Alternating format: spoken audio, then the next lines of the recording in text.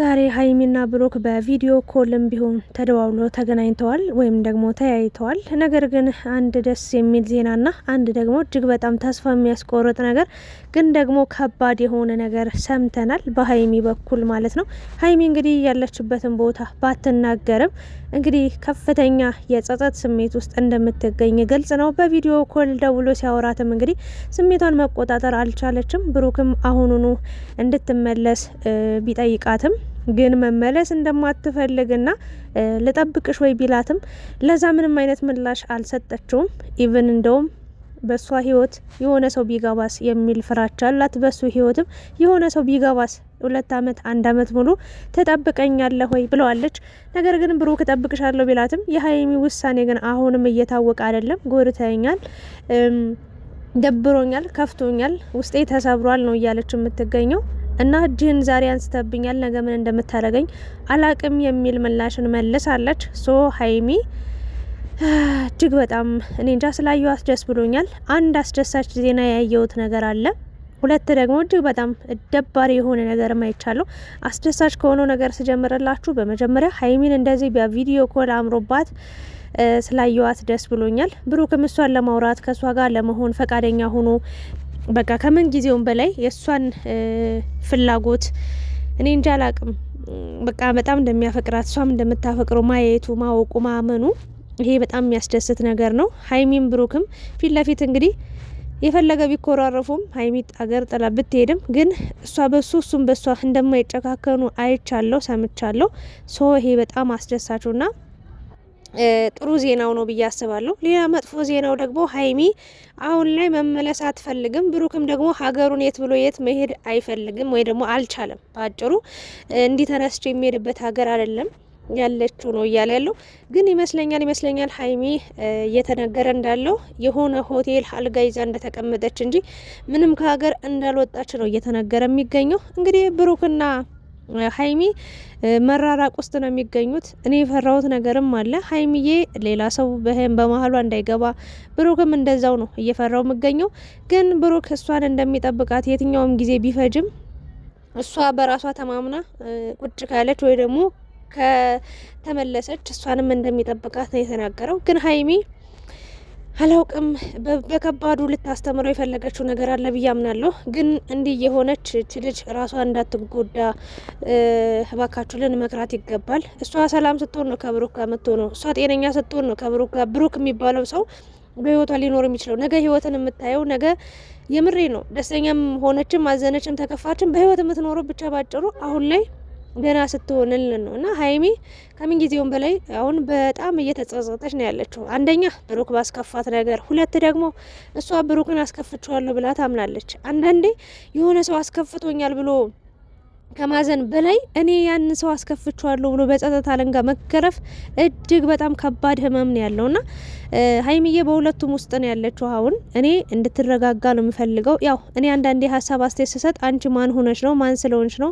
ከሀይሚ በምን በልጠሽ ነው ሀሳብ የምትሰጪው የምትመክራት እያላችሁ ነው። ባናታችሁ ተተከሉ፣ ገደል ግቡ ከፈለጋችሁ ማለት ነው።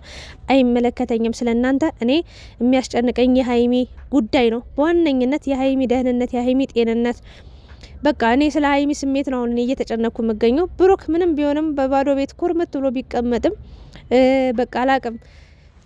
እኔ የተናገርኩትን አንድ በአንድ ነው የተናገረው። እንደው የፈለገ ነገር ቢሆን እኮ አለ በቃ ተገቢ ሆና ነይ ብዬ ጠረቻት ብንጨቃጨቅ፣ ና ብላይ ጠርተኝ ብንጨቃጨቅ ይሻል ነበር አለ። አሁን ላይ ግን በቃ ስለ ራቃችሁ እጅግ በጣም ከፍተኛ ድብርት ውስጥ እንደሚገኝ ነው የተናገረው። ያስታውቃልም እና ሀይሚም እዛ ደህና ነች ማለት አይደለም። ብቻ ሀይሚ አሁን ያለችበት ሁኔታ እንዴት ልበላችሁ፣ ትናንትና ጀምራ እያለቀሰች ነው ያለች። አንዳንዴ ውስጣችሁ ያለውን ስሜት ግንፍል አርጎ ግንጥል አርጎ ሲወጣ ነው አይናችሁ በእንባ የሚሞላው። ያለምንም ማቋረጥ ማንባት የሚጀምረው አይናችሁ የተከፋችሁበት ያዘናችሁበት ውስጣችሁን ፈንቅሎ ሲወጣ ነውና ብቻ ሀይሚ ደህንነትሽ ያስፈልጋል። እኔ ደስ ያለኝ ነገር ብሩክ መቼም እንደማትተዋት እንደምታፈቅራት እልህኝነት እንደሆነ እዚህ ያደረሳችሁ እንጂ ቅድም እኔ ተናግሬ ነበረ። የማንም ሽምግልና የማንም ተው ተይ ምንም አያስፈልጋቸውም። የሀይሚ ችግር እኔ ነኝ፣ የኔ ችግር ሀይሚ ናት። በቃ ችግሮቻችን እኛ ነን እንጂ ሌላ የለም ብሏል። ሽማግሌም አያስፈልገንም ብሏል። እኔ ቅድም የተናገርኩት ቪዲዮ መሄድ ላይ ይህንን ነው። ማንም ሰው ሽማግሌ ነኝ ብሎ ሶስተኛ ወገን ቢገባ እኔ ክፍተት ይፈጥራል፣ ክፍተት ይጨምራል እንጂ ያስታርቃል፣ ያግባባል፣ ያስማማል ብዬ ስለማላምን ፍፄን ጨምሮ ሀሰንን ጨምሮ እኔ ቅርታ አርጉልኝ ናቲን ጨምሮ ራሱ ሀብም አልጠቀማቸውም። ይቅርታ አርጉልኝ ወንድም የተባለው ስጋ የተባለው ሰውም ሲያደላን ያየ ነውና ማንም አይጠቅምም። አሁን ሀይሚ የብሩክን ችግር ተናግራለች፣ ብሩክም የሀይሚን ችግር ተናግሯል። በአጭሩ አሁን ላይ ብሩክም ራሱን እየወቀሰ ነው፣ ሀይሚም ራሷን እየወቀሰች ነው። ይሄ ከባድ በሽታ በሉት። በእውነት ነው የምላችሁ አንዳንዴ እንትና እኮ ጎድቶኛል በድሎኛል ብላችሁ ተናዳችሁ በሱ ንዴት በሱ ብስጭት ራሳችሁን ለመለወጥ ራሳችሁን ለመቀየር ነው የምትሄዱት። ግን ወይኔ እንትናን እኮ አስከፍቸው አስቀይሜዋለሁ አሳዝኜዋለሁ በእኔ ምክንያት ተጎድቷል በእኔ ምክንያት ተሰብሯል ብላችሁ ወይ ተሰብራለች ብላችሁ በውስጣችሁ እያመላለሳችሁ የምታስቡ ከሆነ ያኔ እናንተ በጣም ከፍተኛ ድብርት ውስጥና ከፍተኛ ጭንቀት ውስጥ ትገባላችሁ። ሀይሚ ላይ ያየሁት የተረዳሁት ይህን ነው። 1 አመት 2 አመት ለሚለው አትቆይም። ይቅርታ አድርጊልኝና እንደ ቆይ ቢልሽ ራሱ ብሩክ አትቆይም። ለምን ከሚወዱ ሰው ተለይቶ እኔ 1 ቀን ማደር አልችልም። ይቅርታ አድርጉልኝ እንጂ 1 ቀን ከመወደው ሰው ከማፈቅረው ሰው እንዴ ከለመድኩት ሰው አረ ከባድ ነው በጣም እንዴ። የሰፈር ሰው እንደው አካባቢውን ራሱ ጠላችሁ መሄድ ምን ያህል ተራራ የሚያክል ክብደት አለው። ለማንኛውም እና ደስ ብሎኛል። እንኳን ዛሬ አወራችሁ። ብሩክ በጣም የተረጋጋ ስሜት ላይ ነው ያለው። ሀይሚዬ ገና ነች፣ እየተረጋጋች አይደለም። ግን እንደዚህ ሆነች ደግሞ ተጎድተሽ ተሰብረሽ ማየት አንፈልግም። ነቃበይ ነቃ ደንገጥ በይ። ወደዚህም ወደዛም የሚጠቅምሽ የትኛው መንገድ ነው የሚወስድሽ ወደ ጥሩ መልካም ነገር የሚመራሽ የትኛው ነው የሚለውን አስተዊ ነው ምለው። ብሩክም ተስፋ አትቁረጥ እና በመሀልሽ ደግሞ ሰው እንደሚገባ ክፍተት አትስጭ ሀይሚዬ። እንኳን እንዲያወርተሽ እንኳን እንዲተናግረሽ ሰይጣን ስራው ብዙ ነው። በነገራችን ላይ ሰይጣን ሲባል ራሱ በአካል አይመጣም ሰዎችን ነው የሚልክብንና እባክሽ ከዚህ ድርጊትሽ ተቆጠቢና ተመለሽ ነው ምለው። ብሩክ ይመስለኛል እንኳን ሊሄድ ማለት ነው ያለችበትን አካባቢ ማገርም አያውቅም እና ሀይሚኔ የሆነ እኔም እንደዛ ነው የተረዳሁት። እች ልጅ እንዴት ነው በዚህ ፍጥነት ሄዳ ኔትወርክ አግኝታ ቪዲዮ ልትለቀም ትችላል በአንድ ቀን አዳር? አሁን ቁጭ ብዬ ስረዳ ሳያስበው ሀሰንም ከሀይሚ ጋር ተመካክሮ ብሩክን በቃ ሊያስተምሩት ወይ ደግሞ የሆነ ነገር ብለው ከጥፋቱ እንዲማር ወደ ራሱ እንዲመለስ የፈጠሩት የሆነ ነገር እንጂ የምሬን ነው ምላችሁ የእውነቷን ነበር ሲናገር የነበረው ሀሰን እና ሀይሚያውን ደግሞ ሁሉ ነገር አምረራለች። ግን ያመረረችው ይመስለኛል በጥፊ ከመታት በኋላ ነው። ግን የትም ሀገር ሄደች አይመስለኝም። በኦንላይን አስጨራርሼ ነው ምናምን ፓስፖርትሽን እኮ ዛሬ ነው የወሰድሽ ብትባል ፓስፖርት ከሌለ በኦንላይን እኔ እንጃ አላቅም። ካለ አርቡኝ። እኔ በኦንላይን የሚስተካከል ነገር ምናምን ሊኖር ይችላል።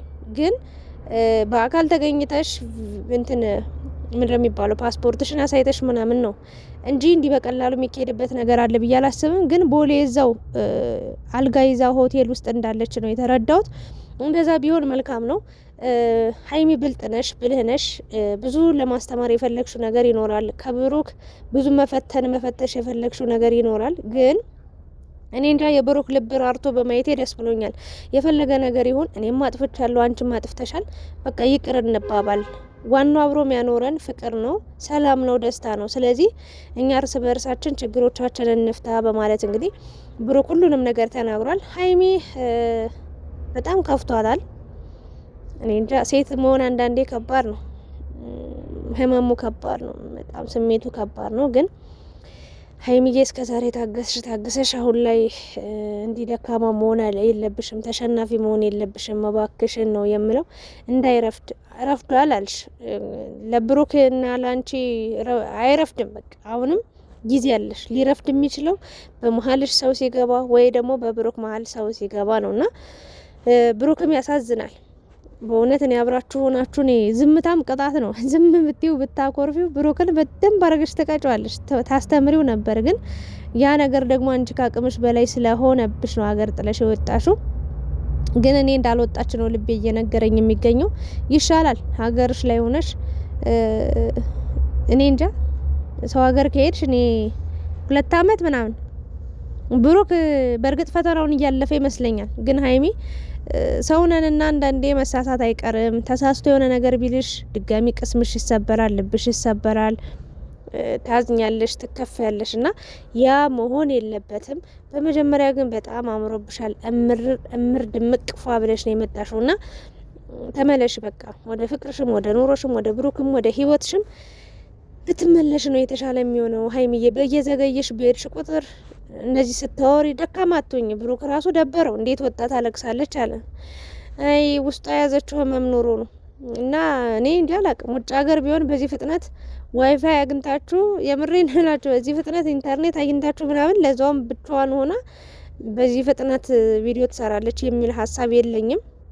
የትም ሁኚ የትም ብቻ አንቺ ደህና ሁኝልን። ብሩክንም ሲወቅሱ ሲሰድቡት የነበሩ ብዙ ሰዎች አሉ። እኔ ብዙ ጊዜ ሀይሚንም ብሩክንም እናገራለሁ። ተመልካች እንደዚህ ያለን እንደዚህ በቃ 200 ምናምን ሺህ ህዝብ አይቶ ደስተኛ ሆኖ ወይ ደግሞ የሚያስከፋም ከሆነ ከነሱ ጋር አዝኖ ተከፍቶ የቆየን ሰው እንዳለ ሆኖ 2 ሰዎች ወይ 10 የሚሆኑ ሰዎች ደግሞ ስለነሱ ክፋት ሲያወሩ ዘቅዝቀው ፎቶአቸውን ሲሳደቡ ለሚቆዩ ሰዎች ምላሽ ይሰጣሉ።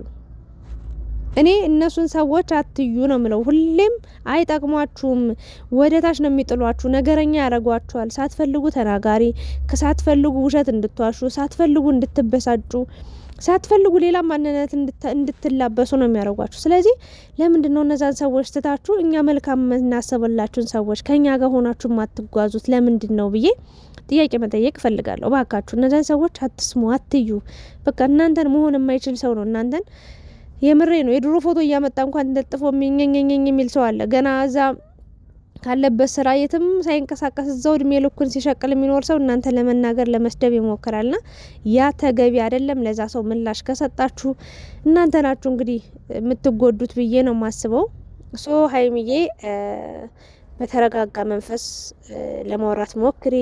በዚህ ያህል ደግሞ ማልቀስ የለብሽም። በቃ ማድረግ ያለብሽን ነገር ትክክል ነሽ፣ አድርገሽዋል። በቃ በሰዓቱ ለአንቺ ትክክል ነበርሽ። እኛ ትክክል አይደለሽም ብለን አውርተን ሀሳብ ሰጠን ሊሆን ይችላል። ብሩክም ትክክል አይደለሽም ብሎ ሊያስብ ይችላል። ግን የሆነው ሆኗል። ያለፈ የፈሰሰ ውሃ አይታፈስም እና ብሩክንም ይሄን አመት ይሄን ያህል አመት ቆያለሁ ምናምን ተይ። አንቺ መጨከን መቁረጥ እንደቻልሽው ደግሞ ብሩክንም በልክ ልቡ እንዲሰበር ሌላ ሀሳብ እንዲያስብ እንዳታረጊው። በቃ እመጣለሁ አንድ ቀን በቃ ብሩክ በቃ እኔ ነገሮች ቢስተካከሉ ብዬ ነበር ግን አልቻልኩም በቃ ምናምን ብለሽ እኔ ብሩክ ከሚሄድ የምሬን ነው ሀይሚ ያለችበት ብትመጣ የምሬን ነው ብሩክ ያለበት ብትመጣ ተመልሳ ወደ ቤቷ ብትገባ እኔ እንጃ እሱም ብቻ ሳይሆን እሷም ራሷ በዚህ ሳምንት ራሱ በተፈጠረው ነገር ራሱ ብዙ የህይወት ልምድ ወስዳ ወደ ራሷ ብትመለስ ነው የተሻለ የሚሆነው ብዬ አምናለሁ። ብሩኬም ደግሞ በጣም ጠንካራ ጀግና ወንድና አድንቄ ያለው አጨብጭቤላለሁ። ጎበዝ፣ ስታጠፉ አጠፋችሁ ማለቴ አይቀርም። ይቅርታ አድርጉልኝ። መልካም ነገር ስትሰሩ መልካምነታችሁን ሳልናገር አላልፍም። ይሄ ራሴ ባህሪ ነው። ለማንኛውም ፈጣሪ ባለሽበት ሰላም ያርግሽም። ሀይሚዬ እንወድሻለን የኔ ወርቅ። ናፍቀሽን ነበረ በእውነት። ሀሰን ከናቲ ጋር ሲመጣ ሀይሚዬስ እያለን ነበር። 12 ሰዓት ይፖሰታል ያልነው ቪዲዮ አልተፖሰተም። አምሽታችሁን ቢል መጣችሁልናል። እንኳን መጣችሁልን። ሀይሚ ራሽን አትጉጂ፣ ተስተካከይ፣ ጠንካራውኝ፣ ጀግናውኝ። ማንም ሰው ሊያስፈራራሽ አይችልም። እውነቱን ነው ብሩክ። በልብ ውስጥ ያለ ሰው ቢርቅም ቅርብ ነው ብሏል። በቃ እናንተ ቅርብ ናችሁ። ዋናው የእናንተ መፈላለግ ነው። የእናንተ መለየት የሚፈልግ ብዙ ሰው አለና ያ ነገር ነው። ግን ደግሞ ጊዜ ወሳኝ ነገር ነው። ልብሽ ሳይሻክር ይህን ነገር ቶሎ መፍታት አለባችሁ ብዬ አምናለሁ። ብሩክ የማትዘን አትከፋ። ብቻን መድኃኒዓለም የለመዱት ሰው እንኳን የሰፈር ሰው ሲርቅ ራሱ ይከብዳል። መድኃኒዓለምን የሆነ የሚያስጠላ ስሜት አለውና እንበ የመጣ ብሩክን እንደዚህ ሳየው ሀይሚዬ እንደዚህ ሆና እንደው አንዳንዴ ህይወት ከባድ ነች። በቃ ፍቅር እንደዚህ ነው። የፍቅር አንዱ አካል ይሄ ነው። በቃ ህይወት እንደዚህ ነች። ምንም አልጋ ባልጋ የሆነ ህይወት የለም። አንድ ቀን ብትደሰቱ 10 ቀን ልታለቅሱ ትችላላችሁ። ዓለም እንደዚህ ነች።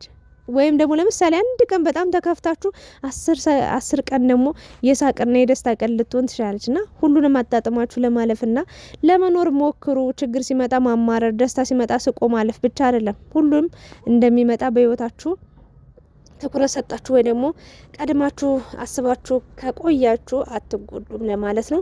አመሰግናለሁ። እናንተስ ምን ትላላችሁ? በዚህ ሀሳብ አስተያየት ላይክ፣ ሼር፣ ሰብስክራይብ እያደረጋችሁ ኮሜንት አስቀምጡ። አመሰግናለሁ።